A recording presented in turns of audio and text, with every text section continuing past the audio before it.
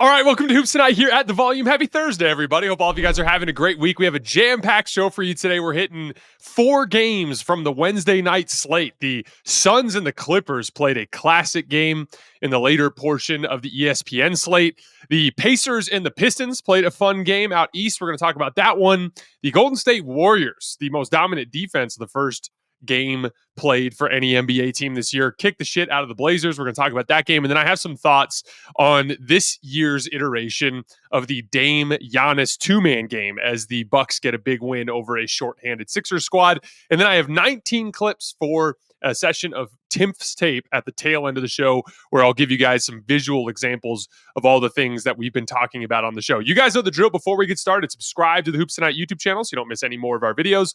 Follow me on Twitter at _JasonLT so you guys don't miss any show announcements. Don't forget about our podcast feed, wherever you get your podcasts under Hoops Tonight. And then keep dropping mailbag questions in the YouTube comments so we can keep hitting them throughout the remainder of the season. And then last but not least, before we get started, I want to talk to you guys about Game Time. Now is a great time to go out and see an event in person. It's great watching things on TV, but nothing beats actually being there in person for these events. Obviously, the National Football League in full swing, college football in full swing, Major League Baseball, we're in the World Series right now, the NBA in full swing, National Hockey League in full swing, concerts, comedy shows, you know it. They're all just no shortage of events for us to look at. This is where Game Time comes in. They have an incredible ticket buying experience. I've personally used them many times and had great experiences every single time. They have this great new feature called Game Time Picks where they filter out. You go to an event, there's thousands of tickets. It's really tedious to search through it all, right?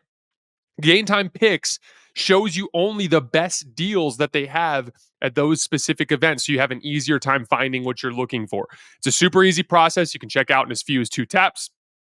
You know exactly what you're getting for your money. There's a picture of the seat within the app, all in pricing, so you don't have any surprises when you go to check out in terms of the money behind it all. It's just a great experience. I highly recommend you guys check it out. Take the guesswork out of buying tickets with Game Time. Download the Game Time app, create an account, and use code HOOPS for $20 off your first purchase. Terms apply. Again, create an account and redeem code HOOPS. That's HOOPS for $20 off. Download Game Time today.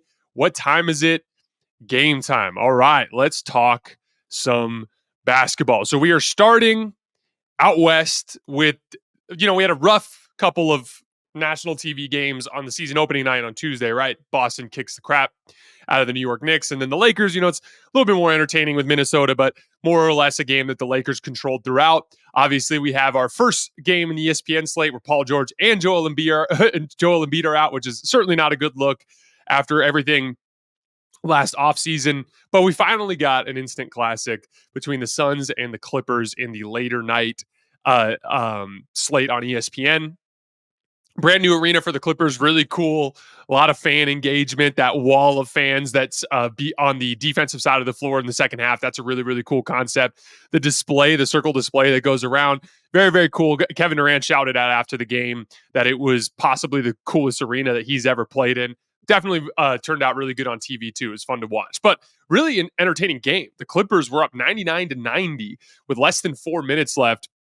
We got this really fun little chess match as the Suns go small. They put in Royce O'Neal and take Yusuf Nurkic out. And so it's basically Royce O'Neal, Tyus Jones with the big three, right? And quickly they start matchup hunting on James Harden. Devin Booker ends up hitting a step back three over Harden. It's 99-93. We're going to talk big picture in the game in a minute. I just want to kind of focus on this final run that the Suns used to send the game to OT. James Harden, who was really, really good in the second half, and for the most part all game did a nice job creating shots. You could tell he was really tired, and it really started to show down the stretch. Settles for like a really deep 35-footer on the next possession, and then they have really bad floor balance. He's the only guy above the break. Norman Powell's kind of on the right wing, but closer to the corner, and both guys get caught in limbo, where when the shot goes up, neither of them crash, but neither of them turn and sprint either. They both just kind of backpedal, and KD just outruns all of them up the right side of the floor, suddenly gets a layup. It's 99-95. Then same sort of thing on the next possession. James Harden is picking on matchups, picks on Tyus Jones, but he gets down in the lane and actually gets a little bit of separation, but he leaves the floater way short off the front of the rim. Once again, because you can tell he's very, very tired. Going down to the other end of the floor, they commit an off-ball foul on Devin Booker. He goes 1 for 2 from the foul line. All of a sudden, it's 99-96. And then one of the big one of the big kind of like subplots of the tail end of this game is when the Suns went small, the Clippers did try to do a lot of force feeding of Zubac. And he did draw some fouls. In particular, he ended up fouling Devin Booker out of the game on a foul that I personally disagreed with. I thought Booker was just kind of banging for position. I didn't think he did anything that was deserving of him getting ejected from the game. But that's a whole other side conversation about officiating. And, I kind of have this theory that like a lot of officials, some specific guys from last night haven't ever played in a basketball game. So they don't know what it's like to like, oh, you have a size mismatch and you're battling in the post, and they just kind of lack that basic understanding. And so then they make calls that should not be made in basketball games just because they don't understand. But don't get me started. That's a whole soapbox for another time. So on the next possession, 99-96, they're trying to post up Zubac against Royce O'Neal on the left block. And Amir Coffey is being guarded by Tyus Jones on the left wing. After the post entry, Amir Coffey cuts through. And then Tyus Jones pulls kind of like the Michael Jordan in Game 6 of the 1998 Finals. Like he fakes like he's going to follow the cutter. But then as soon as James Harden throws the post entry pass, he cuts right back out and steals it. They run out the other way and they get another layup. Now it's 99-98. Both teams exchange a couple of offensive fouls. Now we're down to just 2 minutes left, and the Suns make another adjustment. They end up putting Kevin Durant on James Harden. Now, James Harden responds to that by trying to attack Tyus Jones on switches again, but he turns it over. The Suns did a really nice job down the stretch of the game of crowding James Harden when he got into like the short to mid-range. There's a lot of contact that you can get away with in there because there's just not a lot of great sight lines for the officials, right? That was one of the things James Harden on this particular possession complained to the refs after about how he got hit on the arm. And it's like, he probably did, but it's just really hard to see when there's all that congestion in there. They did a great job swarming. They get a stop, go down to the other end of the floor, and then the Suns get a really easy shot for Kevin Durant off of a switch where they have Kevin Durant screen the ball and then slip into open space. Norman Powell ends up on his bottom side, gets right into the lane, and James Harden, just a step slow on his rotation, doesn't quite get outside of the charge circle. KD runs him over, but he gets a layup, and because he's in the charge circle, it's an easy and one.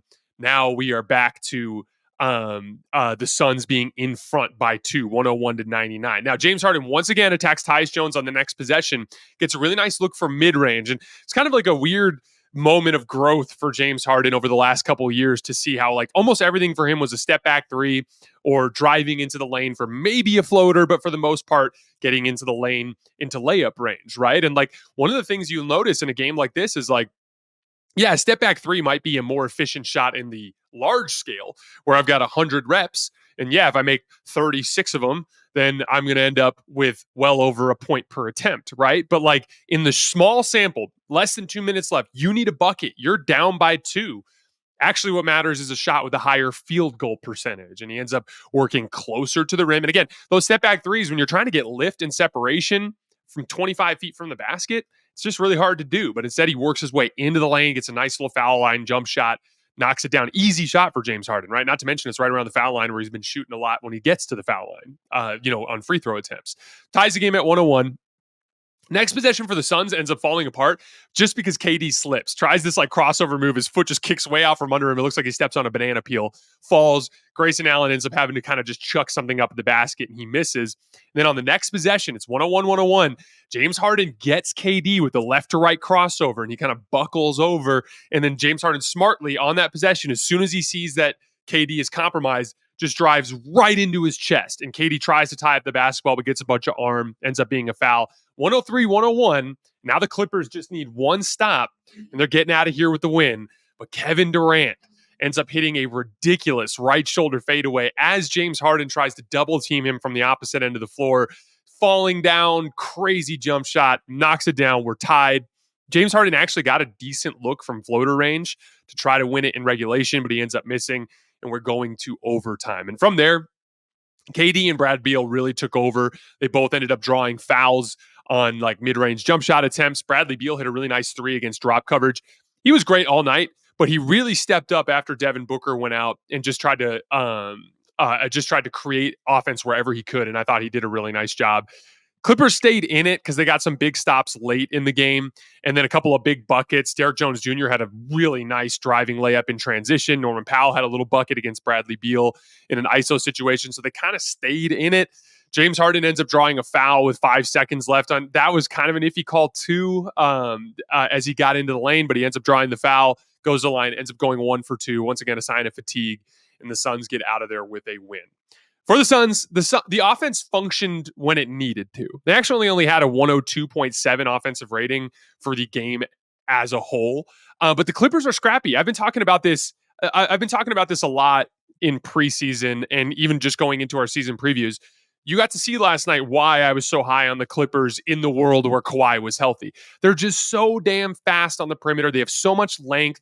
They get into the ball. They pressure. They're physical. They're just a really difficult team to deal with on the defensive end of the floor. James Harden brings such a high offensive floor.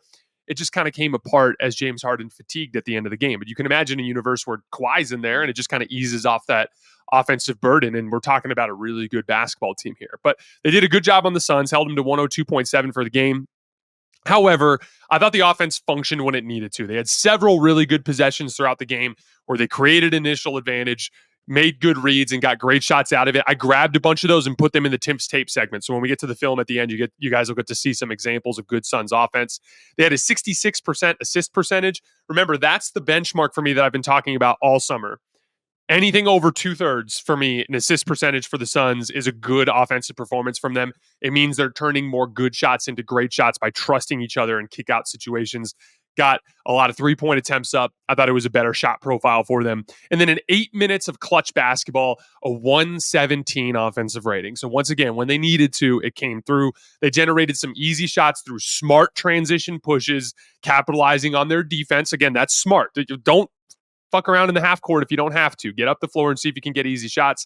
That KD and one that he had, very simple action, taking advantage of a switch where he got inside position and was able to get into the lane and get there before James Harden could rotate. Some gamesmanship. Both KD and Bradley Beal drew fouls on mid-range pull-ups, taking advantage of over-aggressive defenders.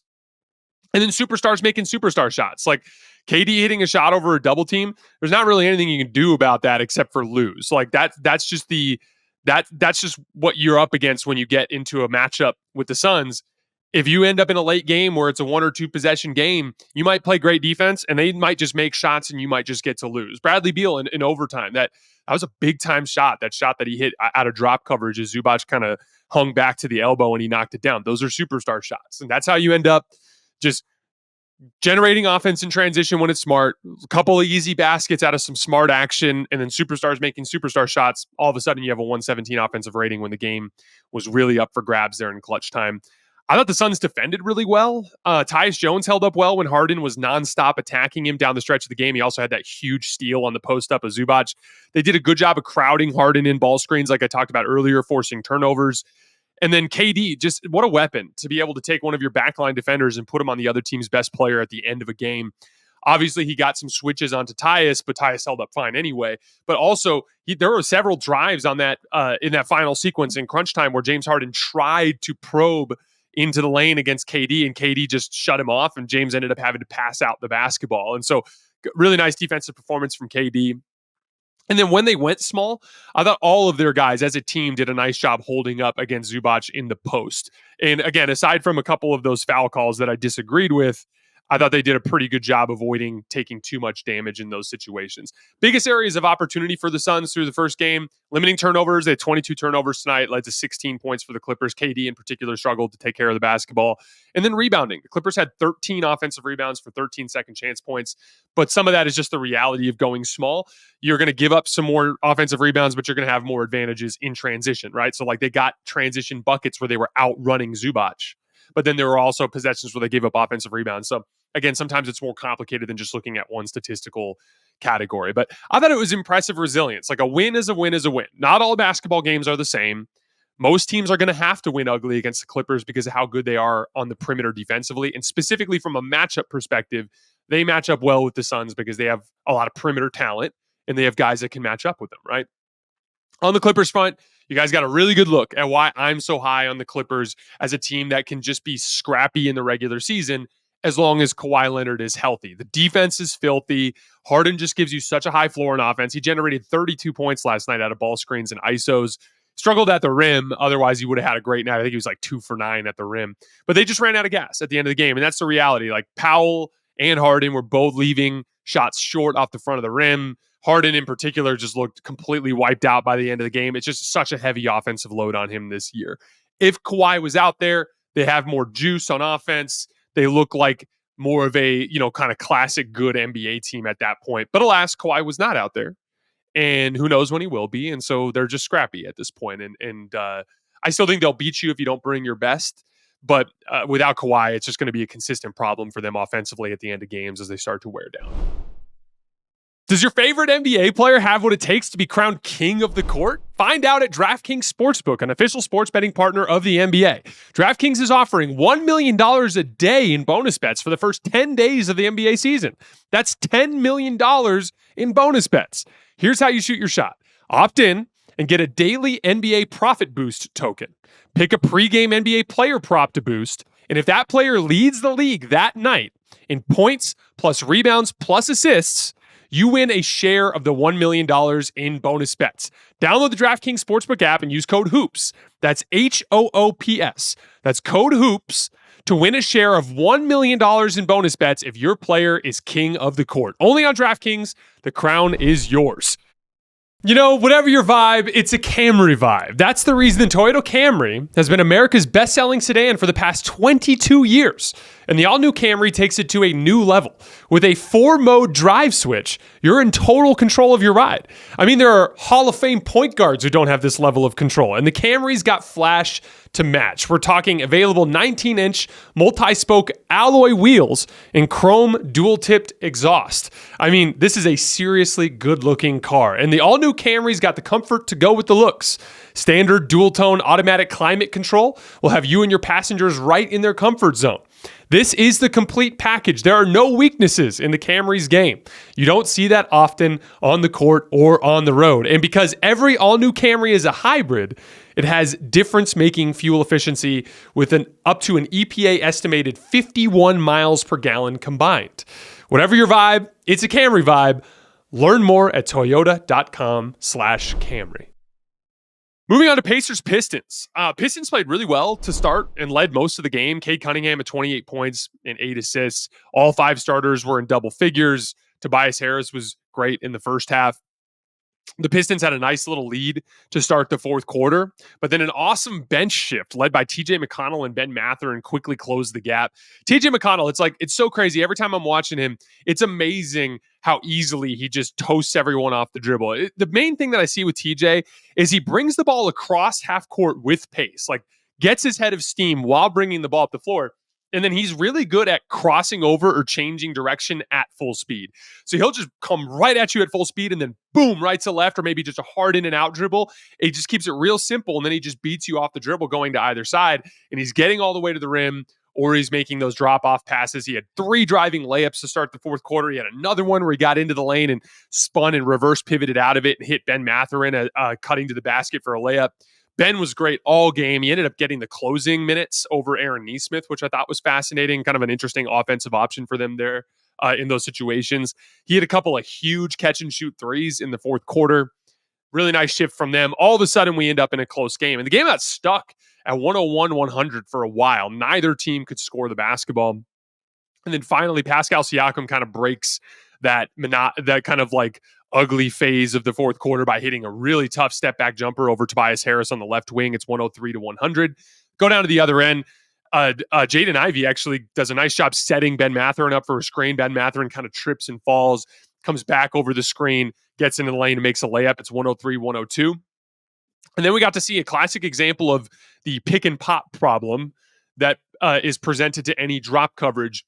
The Pacers go down the floor. They run 2-man game with Haliburton and Siakam. Siakam pops. And remember, when you're in a drop coverage, that pop is always wide open. Tyrese probes, makes the kick back to Siakam. They have to rotate from the weak side when they rotate from the weak side because, man, you can do it one of two ways. You can have the big man who's in drop coverage close out, in which case you could give up a drive and to Siakam. That could be a huge problem. Or you can rotate from the weak side, in which case the swing pass is open. They rotate from the weak side. Haliburton swings to Siakam. Siakam swings to Ben Mathurin. And biggest shot of the game, wide open right wing 3 out of the pick and pop. Mathurin knocks it down, puts them up by 4. They go down to the other end. Jaden Ivey misses a tough look from the mid-range around the right elbow. And then Pascal Siakam outruns everyone down the floor, including Jalen Duren, who was sprinting and ends up getting a dunk, and the game is over. So just bang, bang, bang, a kind of like a 4-possession sequence where the Pacers had a couple of really good plays on both ends of the floor. All of a sudden, the game is over. So good win for the Pacers to start the season. They defended really well in the fourth quarter. They had a 79 defensive rating in that fourth period after being pretty bad defensively through the first 3 quarters. They rebounded better too. They got beat up on the glass in the first 3 quarters. Jalen Duren was doing a bunch of damage to Miles Turner. It's kind of an impressive Jalen Duren just physical game with just how imposing he is. Like, you could actually see Miles Turner when he checked out after his first shift, like being visibly frustrated with himself for not holding up better in that particular matchup. They were attacking Tyrese Haliburton with off-ball action with Tim Hardaway Jr. to start the game, just running him through a bunch of screens and having success there. Like, they were physically kind of bullying Indiana through the first 3 quarters, but they held up way better at the end. The Pistons rebounded 39% of their own misses in the first half. That dropped to 26% in the second half. Came together, did what they needed to do to hold up physically, ended up getting a win. Ben Mathurin looked really solid. 19 points, several big shots. I thought he was fine defensively, aside from the play where he tripped on that. Jaden Ivey was just plain trying to set him up for a screen, and he kind of overreacted to it and fell over. But otherwise, I thought he held up well. Kind of an interesting option for them. Think of him as like a 6th starter in the sense that, like, when they need more offense, they can go to him instead of Nesmith. But when they need someone who's a little bit bigger of a wing defender than Andrew Nembhard, they can go with Nesmith, right? But like, Mathurin just has more off the dribble pop. He's just a better offensive player, right? Even in the fourth quarter, he had this play where he had a step back jump shot where he made a dude completely fall over and kind of around the top of the key. Just whenever they need a little bit more offensive juice, that's an option. And then Pascal Siakam just gives them that athletic shot creator upside that they desperately needed. And kind of like what was happening in the middle of the fourth quarter there, where it's 101-100. No one can score. Both defenses are locked in. It's really difficult to get separation. Having a 6'9" athlete that can hit a step back move to get separation from an elite defender and knock down a jump shot, like that is an upside that comes from Siakam that you can't get out of skill guards. Like, a lot of times skill guards like Tyrese Haliburton, I mean, we're talking about this with James Harden earlier.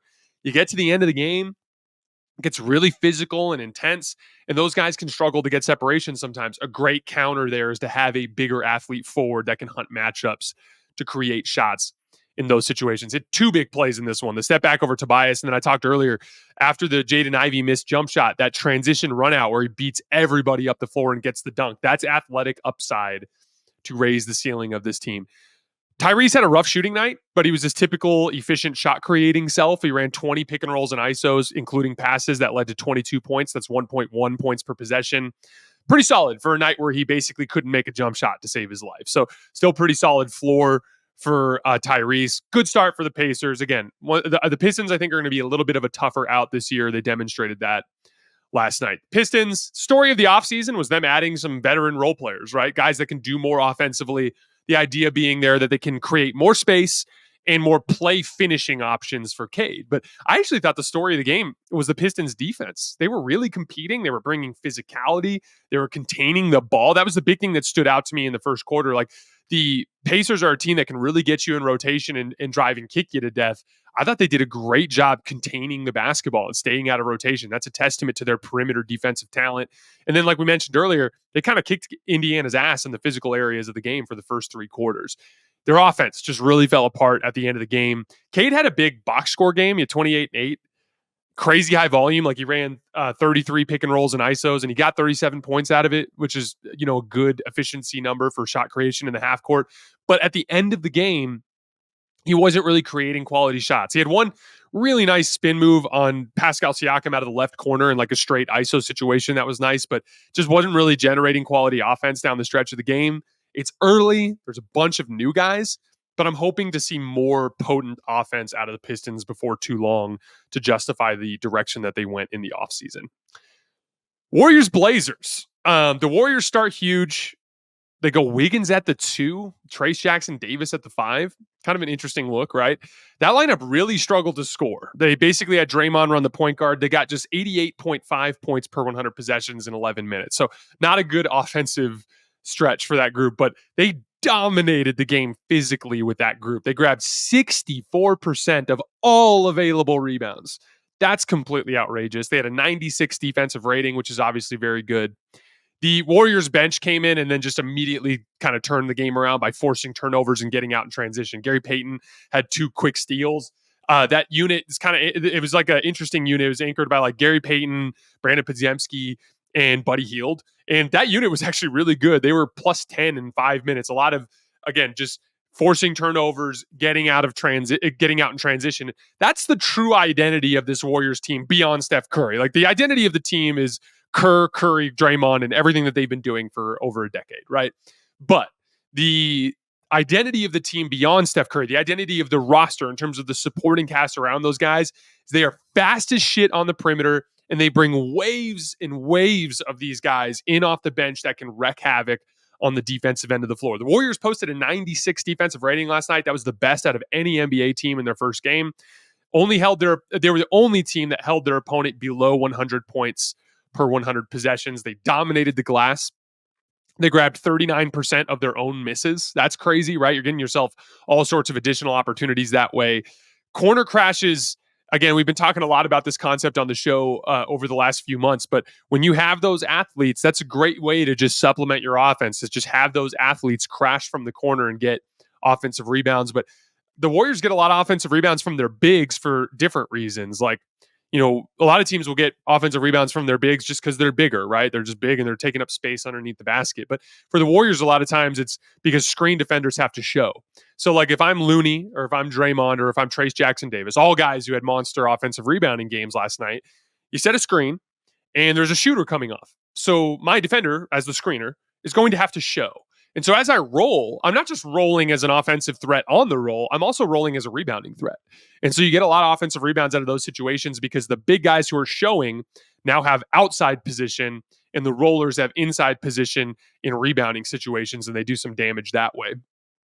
They forced 18 turnovers as a team that led to 22 points. As I mentioned earlier, the Hield Podziemski Payton three guard look was plus 10 in 5 minutes. Hield has just been such a seamless fit for the Warriors offense all preseason. And again, last night, he had 22 points. It's 5 for 8 on jump shots. He got to the rim 3 times for layups. He hit his only off-screen attempt. He had a pull-up 3 out of pick and roll. One of the big things, I was actually texting with my buddy Sam Esfandiari about this morning. Like, he pointed out, like, hey, like Steve Kerr is basically the only guy that's been able to produce this kind of production out of Buddy Hield. Now it's early, but throughout preseason and the first game of the regular season, Buddy Hield has been really, really good. Like really, really good. And he's generally in his career been a very inconsistent offensive player. So we'll see if it lasts in the long term. But he was pointing out that like Steve Kerr's system is just so perfectly catered to what he does and how he's kind of maximizing Buddy Hield. And one of the things I was talking with Sam about that I think that stood out to me on tape is Kevon Looney is just such a great screener. And on both of those 2 plays that I talked about, him coming off of the wide pin down out of the right corner and then the ball screen with Looney on the left wing, Kevon Looney set monster screens on both of those plays and got so much separation for Buddy. Again, one of the most underrated details of the Warriors' offensive success since the beginning of this era is excellent screening. Excellent screening from Andrew Bogut, excellent screening from Draymond Green, excellent screening from Andre Iguodala, from Kevon Looney. All of those guys just being really, really good screeners is a huge part of what makes Golden State's offense function. I'm going to show you guys some examples of that in the Timpf's tape segment, so you guys will see that later on today. Steph really struggled to hit shots early, but they were like literally wide open looks. Like the first 2 threes he missed were legitimately unguarded. There was one in the right corner and then one at the top of the key that he just happened to miss. He missed like a scoop shot that he normally makes, but then he settled down, finished with 17 points and 10 assists on only 10 shot attempts. A lot of that classic kind of Warriors tic-tac-toe action where they end up getting easy dunks and layups out of Steph coming off of screening actions. Only 2 turnovers. He ran 8 pick and rolls, including passes that led to 14 points. That's a really, really efficient shot creating night. Steph was plus 23 in 25 minutes. Overall, a really solid night for him, even if he didn't necessarily fill up the box score. A couple other guys I wanted to shout out. Andrew Wiggins, good night for him. Just kind of classic Andrew Wiggins on a good night. Like that's what a good Andrew Wiggins night looks like. Like good perimeter defense, nice transition attacks, just using his athleticism when he sees kind of a gap to hit in transition, hitting threes at the end of possessions. He had a pull-up 3 out of a ball screen at the top of the key. That was a really nice shot. Just kind of a classic good Andrew Wiggins game. And then a really nice first showing for Moses Moody in his first night of the season, plus 10 in 15 minutes. He had 15 points, 2 rebounds, and 2 assists. He had a driving layup out of the right corner where he showed some real athletic pop, and he kind of got into the rim protector's chest and shielded him with his left shoulder and banked it in with his right hand off the glass. This is going to be a fun Warriors team. I kind of look at them as a better version of the Clippers right now, in the sense that like Steph is just a much, much better player than James Harden, but they're similar to the Clippers in the sense that they just have all of these waves of athleticism on the perimeter that you're dealing with, right? There's 5 or 6 guys that you're seeing on any given night that are just super scrappy. Andrew Wiggins, scrappy. Moses Moody, scrappy. Brandon Podziemski, scrappy. Gary Payton II, scrappy. D'Anthony Melton, scrappy. Jonathan Kuminga, still had kind of a iffy off-ball defensive night. I saw a couple possessions of him just kind of getting caught in limbo off-ball, but he had a couple of really good on-ball possessions defensively. I still think that's when he's at his best, is when he's just focused on somebody on the ball, so he gets a singular focus instead of trying to track multiple things at the same time. But they're going to be a really fun team. And the other big difference between them and the Clippers is Draymond Green is just not only just a better player than Zubac, but a much, much better defensive anchor at that center position. So going to be a fun team. Obviously, you're not going to be playing the Blazers every single night, but that's about as impressive a first night of the season as you can see. The Warriors have been super sharp from the start of training camp. They might not have as much talent as some of the top teams in the league, but they are, in terms of just the quality of basketball they're playing some of the best basketball in the NBA right now. Bucks Sixers, not going to spend too much time here. Joel Embiid and Paul George did not play. Big talent mismatch as a result. But Dame just continues to look super, super sharp, which is encouraging. He was 30 points, 9 rebounds, and 6 assists on just 19 shot attempts. Ran 28 ball screens, including passes, generated 37 points. 1.32 points per possession. That's incredible. Legit just looks like he has more burst than he did last year. Getting more separation on those step back moves, getting more lift on his movement jump shots, more downhill verve as he's trying to attack out of ball screens. Had some nice kick out passes to Taurean Prince. Really nice first game for Taurean Prince. He's 4 for 5 from 3, but it gives him a really nice kind of outlet on those kick out passes when he's operating in pick and roll. Dame was 6 for 12 on off the dribble jump shots, including 5 pull-up threes. So he's at 1.42 points per pull-up jump shot. Just really, really nice first game from Dame. And then Giannis was just a complete monster. He ran 13 ISOs in post-ups for 22 points, including passes, 1.69 points per possession. I talked a lot in preseason about variations for the Dame Giannis two-man game involving more dribble handoffs. And I have a couple of clips in the Timpf's tape segment that I'm going to show you guys that kind of demonstrate this. But they ran a lot of interesting dribble handoff stuff. There was kind of like a two-man game that they ran at the top of the key where the Sixers were aggressively switching, and Giannis went like he was going to do a dribble handoff with Dame and then did a keeper. And then I think Caleb Martin was the guy that showed hard on him, but he showed so hard that Giannis was able to quickly just turn the corner on him going to his right hand, got all the way to the rim for a layup. And it's like, aggressive switches are basically like closeouts. So if you attack them quickly, you can get dribble penetration, and you're only going to get those through you're only going to get an opportunity like that through the size mismatch that comes from a Dame Giannis two-man game because they're guarded by such different defenders. And then, I talked about in preseason the cleared side dribble handoff, right? Ran one of those. I'll show you guys in the film session. Dribble handoff to Dame. Dame gets the ball off the handoff. Both defenders go with Dame. Dame floats it over the top to Giannis. Giannis ends up getting an easy finish on the roll. That's the kind of stuff that I'm really excited about in terms of the ceiling for this team offensively when they get into slow down half-court environments. If they can perfect that Dame Giannis two-man game, that's what gives them that championship potential, right? So good first showing for the Bucks. Let's get into our film. All right, first clip. Remember yesterday when I was talking with the Lakers about the Finland action that JJ Redick and LeBron James were talking about in the Mind the Game podcast? And all that is a back screen for a rim runner that flows into a shooter coming off of a screen. This is one of the ways that the Pistons were attacking Tyrese Haliburton in off-ball screening actions. So I want to show it in full speed first, and then I'll talk about what I was talking about. So Hardaway back screens for Tobias and then comes off of Jalen Duren and gets a three. Now, what makes this action work, the back screen always causes a reaction from the shooter's defender. So watch as Tim Hardaway Jr. comes to set the first back screen. I'm going to fast forward just a tiny bit. So as he goes to set the back screen, watch Haliburton pause. So Hardaway back screen Siakam. Look at Haliburton. Now Haliburton has his weight shifted backwards because he's helping on the lob to Tobias. If Tyrese stays glued up, then Cade's read changes. Notice we have a cleared corner here, so there's no helper that can come from that side. If Tyrese doesn't hang back, Tobias can come off of the screen, and Cade just has to float anything up in this general vicinity, and Tobias is getting a layup. But instead, Tyrese Haliburton hangs. Because he hangs back, now he's completely out of position for this action, right? Hardaway can come curl off of the screen, and Durant has plenty of space to lay a screen on Haliburton, and Hardaway comes right off and knocks it down. So that's an example of what makes that action so difficult to guard for a shooter. Anybody that can hit a movement jump shot. And also an example of how the Pistons were looking to attack Tyrese Haliburton. Here's an example of a slot cut from Ben Mathurin that I talked about with TJ McConnell that I thought was really smart. So the key here is you've got weak side spacing, right? So Ben Shepherd's trying to clear out to this corner because he knows the spacing is messed up, and Ben Mathurin is here. But one of the things that is really smart about this cut, Ben Mathurin is going to cut here, and one of the main reasons why is if you watch, TJ doesn't really have a passing angle. He's getting smothered on this like kind of 3/4 side here, and then Malik Beasley is on his front side. It'd be extremely difficult for TJ to even make this kickout pass. So Ben Mathurin is making himself available by cutting. TJ can reverse pivot out of it and ends up hitting the cut. And then also notice, is that Ron Holland or is that Sasser? I can't tell on this one. I think that's Holland.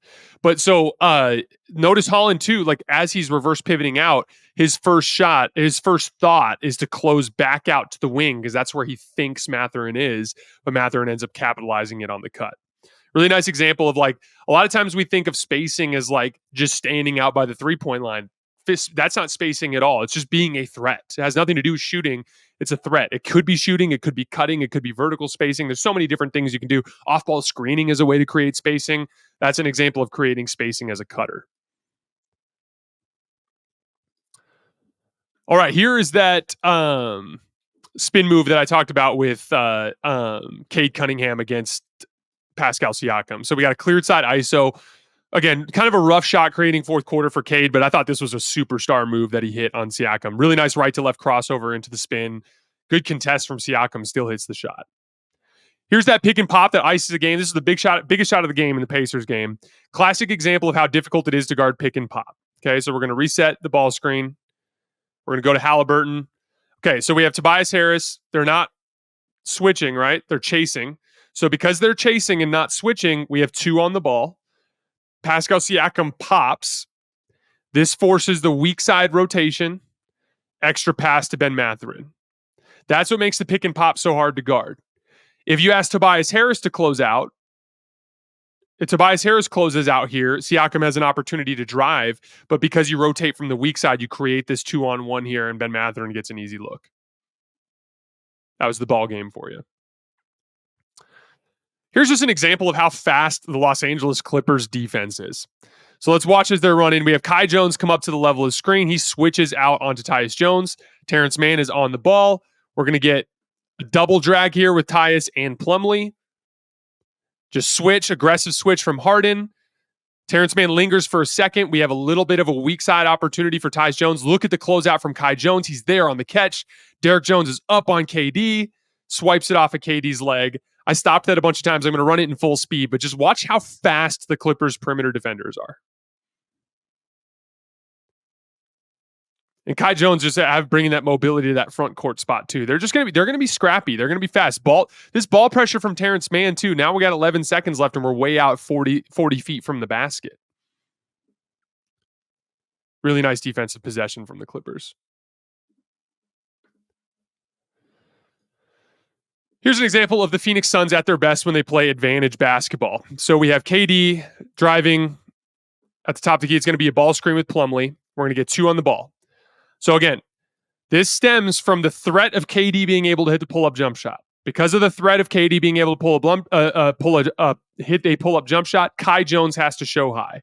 Kai Jones shows high. We get Plumlee on the switch. That's where we get our weak side 2-on-1. I've been talking about this concept a lot in preseason. These weak side 2-on-1s are where you generate high-quality 3-point shots. Plumlee then makes the swing to Booker. Derrick Jones closes to Booker. We get Bradley Beal wide open in the corner. That's the beauty of the Suns when they're playing at their best. It's a guy on the ball that is going to bring two defenders because of his pull-up jump shot. And you're running weak side 2-on-1s with two of the best offensive players in the league in Bradley Beal and Devin Booker. That's just extremely difficult to guard.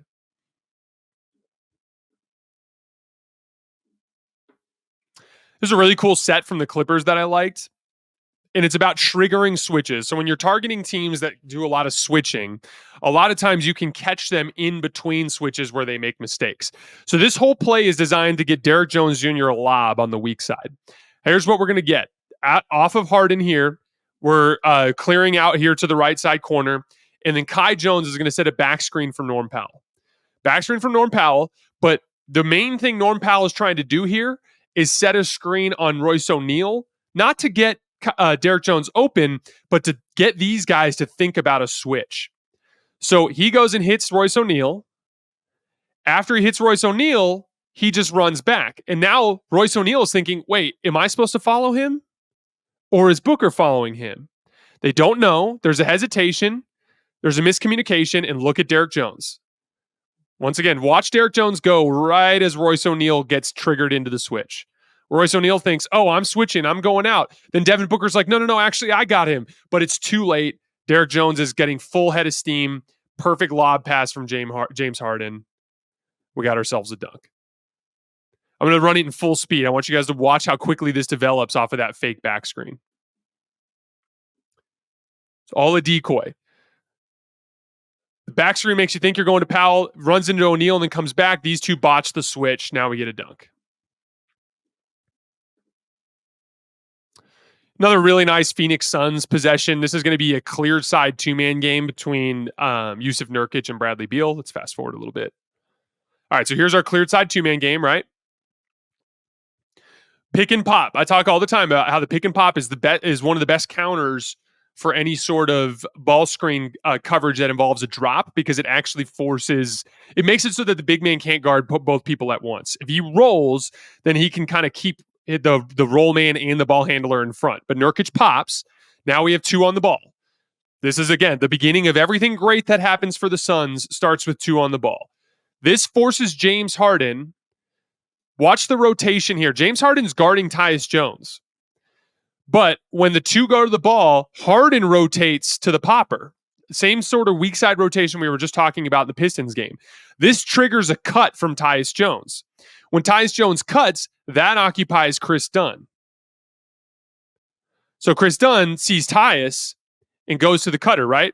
So boom. Now, essentially, bringing two to the ball forces Dunn and Harden to rotate. Instead of being on Tyus and Royce O'Neal to being on Nurkic and Tyus.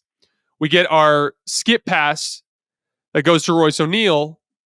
That forces Amir Coffey to rotate. He makes the extra pass. Now we're getting a wide open three for Kevin Durant. KD actually misses this shot, but that's really, really good offense that once again starts from the simple concept of getting two on the basketball. Love cleared side action. I've always been a big fan of it. One more example of a really nice advantage basketball possession for the Suns. We get a switch as Booker snakes the ball screen, right? So now he's got Zubac on him. Now, a lot of times you'll see teams in this situation think, I have a favorable matchup. Let me just ISO this dude and try to take a contested jump shot over the top of him. That's not what Booker thinks. Booker thinks, actually, I'm just going to beat him off the dribble to get the defense in rotation. He just drives, gets into the lane. Defense collapses. We have our weak side 2-on-1. Booker makes the kick-out pass, swing, easy jump shot for Royce O'Neal. And one of the things, too, is like, watch how Norman Powell on the drive, too, essentially just tries to double team. Again, Devin Booker's done his job at that point. You've collapsed the defense, just play advantage basketball on the weak side, end up getting a wide open shot for a good shooter. Here's that possession of bad Clippers transition defense. So James Harden, tired, settles for like a 35-footer, but this is limbo. Shot is up. These two guys are your two guys back. These guys can crash out of the corner fine, but these two guys have to sprint. Watch both of them just slowly backpedal. That's limbo. None of them are in position. Now they're able to throw an easy kick-ahead pass to KD. KD ends up getting a layup. That's bad transition defense. Here's that play that reminded me of the 1998 NBA Finals where Tyus Jones Amir Coffey cuts through on the post entry, right? So Amir Coffey cuts through. Watch Tyus Jones fake like he's going to follow him, and then be like, nope, never mind, and then come right back and steal the post entry pass. Beautiful work from Tyus Jones. End up getting another transition layup. Here's that mid-range jump shot I was talking about with James Harden. Again, like instead of attacking the mismatch and trying to hit a really tough 25-foot step back, it's 1.5 minutes left. There's only a handful of possessions. Field goal percentage matters more. James Harden works him into the foul line and gets a nice little look from mid-range and knocks it down. Here's that ridiculous Kevin Durant fadeaway to tie the game. Nice little like impromptu double team from James Harden. Notice he waits until after Kevin Durant turns his back. So he's kind of in help. He's in help. KD turns his back, and then James goes. Gets a great contest, but KD is just one of the best scorers of all time. Knocks down the jump shot. All right, moving on to the Warriors and the Blazers. Here's an example of just how I prefer. This is one of the two wide open threes that Steph Curry missed at the beginning of the game. I prefer Jonathan Kuminga on the ball because he actually has great tools in these situations, and it's a better situation for him because it doesn't divide his focus. Nice job sliding his feet, not fouling, absorbing contact, and then beating Denny to the offensive rebound. Here's a little classic Warriors basketball as Steph comes off of a handoff at the top of the key. At least I think it was a handoff. Let's see. Okay, so ball screen, 2 on the ball. What are we going to do in our 2 on the ball situation? Looney's rolling. Here's our low man, right? Looney catches. Gary Payton smartly is like, I don't have to turn this into a 3. I'll just cut along the baseline. Dunk. Or not a dunk, but a layup. Very nice finish from Gary Payton.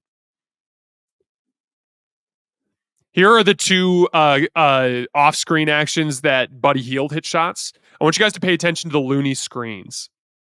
So this first one is the wide pin down, I believe, if I remember correctly. Yeah. Okay. Oh, no, this is the ball screen. Okay, so we're coming off to Hield here. Watch the screens from Looney. Boom. Just squares him up and basically forces him to go under. Look at the screening angle. Look at how he angles it so that he basically can't chase over the top. Has to go under. And remember, with these shooters, now his rhythm's clean. I talk about this all the time with my young players. Like a good shooter doesn't see your hand. The hand doesn't bother a good shooter. The only way you're bothering a good shooter is if you bother the base or the gather. And the only way you're going to do that is if you effectively stay attached over the top of screens. Great screen from Looney, forces him to go under. Buddy hits the shot. And the same sort of thing here on the right side. Look at this monster screen from Looney.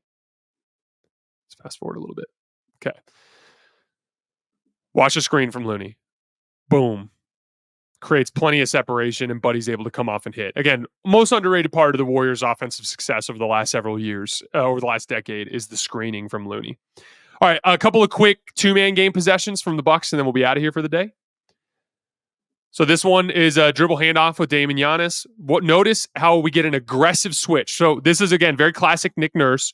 They're not just switching, they're aggressively switching. Watch as both Oubre shoots out on Dame, and then Caleb comes way out on Giannis. And that's just not good defense on Giannis because he's so big and strong. Giannis now at this point has you dead to rights because he's just going to go right through you to the basket. So I like that as a way of basically using Dame's defender in a quick switch situation to get Giannis downhill. Love those dribble handoffs. Here's that classic cleared side dribble handoff that we saw a bunch of in preseason. Same sort of thing, Giannis flashing. Sometimes they'll have Giannis back screen for Taurean Prince first, and then they'll run it. But in this case, it's just a basic post entry, cleared side. Dame comes off the DHO. We bring 2 to the ball. Now we have Giannis rolling, and notice who's on the back line. Guards. Giannis is going to go right through those guys every single time. Another smart spacing concept, too. This is something the Celtics do a really nice job of. They'll put their centers above the break instead of in the corner. Because see how Caleb Martin is your low man? If that's Yabusele in the low man spot, he's bigger and stronger and is going to present a bigger challenge for Giannis there. But instead, it's Caleb Martin. He's able to just power right through him.